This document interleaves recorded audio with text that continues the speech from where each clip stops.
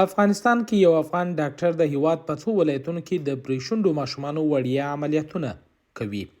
هغه د عملیاتونه په کابل، کندوز، کندهار، هلمند او ننګرهار ولایتونو کې کړي دي.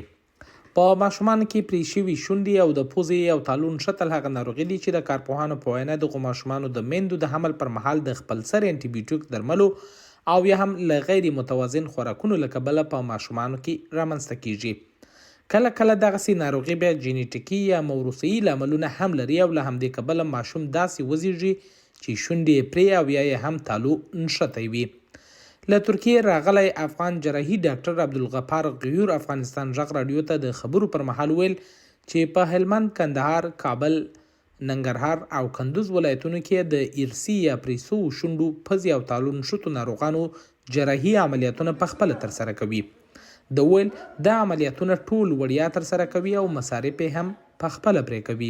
الحمدلله په ټولو ولایتونو کې زموږ د لابچاک او کامچاک پروسه چې وه چې هغه مختلف ولایتونه شمال کې کندوز و تخار او دې خواته هلمند و قندهار او ورسره په ننګرهار، میدان وردګ و بامیان و پکتیکا کې زموږ عملیاتونه د لابچاک او کامچاک په کامیابۍ سره ختم شول او د 400 نه زیات ماشومان په دې 3 میاشتو کې عملیات کړي دي. او ورسره اوس دلته په کابل کې زموږ کوشش دی چې څو پورې زه دلته یم نو دغه ماشومان چې د لرې ولایتونو نه پاتې دي هغه راځي همدلته کابل کې دي هغه عملیاتوم. دغه پروسه مکمل مجاني ده او هیڅ قسم مصرف په ناروغ باندې نه راځي او مخکې وړو. د لښکرګاه ښار اوسیدونکی چې د خپلو ماشومانو وړیا درملنه له ترکیې د ورغلي افغان ډاکټر په واسطه کړې ده، خوښ دی چې له ډیرو پیسو مصرفولو څخه ځان ژغورلی دی. نقیب الله چې خپل کوچنی ماشوم زوی د هلمند یو خصوصي روغتون ته چې دغه عملیاتونه پکې ترسره سوي وروستی دی، خوښ دی چې د زرګونو امریکایي ډالرو له مصرفه خلاص سوی دی. د هلمند ولایت باغران د ولسوالۍ لالجان یم، موږ او عبدالغفار ډاکټر صاحب نن دوی چې زموږ اپریشن یې راوخت خدای پاک خیر ورکړي په دې دنیا وروړي. ډاکټرانو څومره دغه هلک ډېر په عذاب و په کورو کلي کې، یعنې د کورو کلي ته چې وروتې د خپلو همزولو سره ډېر په عذاب و. د شونډک نوم یې باندې ایښی و یا بیا ورته وویلی چې معنا ته ووځه موږ سره ته نه چلېږي. نو اوس موږ په دې ډاکټرانو څخه خبر شولو چې عملیات دلته کوي، نو مو راویستی عملیات یې کوي.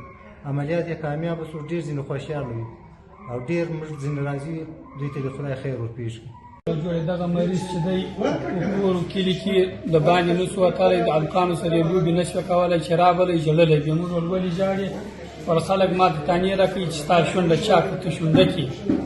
نو موږ خبر سو چې دا ډاکټران نوي راغلي د خارجې سره، نو ده ما ته وویل که ښه که ما بوځه ما جوړ کړه. نو زه اوس رالم جوړ دی انشاءالله. اوس یې ډاکټرانو اپریشن وکړي کلک جوړ دی، موږ خوشحاله یو، ډېر خوشحاله یو. الله دې دوی ته خیر ورکړي انشاءالله چې خدای وکړي کار یې ډېر کامیابه دی، زموږ ډېر خوښ دی.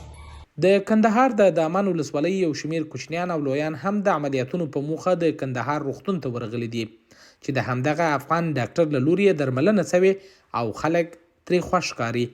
دغو خلکو له ورغلي افغان ډاکټر څخه مننه کړې او زیاته کړې ده چې د هیواد په نورو ولایتونو کې دې هم ورته عملیاتونه ترسره کړي ترڅو افغانستان کې د پرېشونډو شته ماشومانو درملنه په کور دننه کې ترسره سي.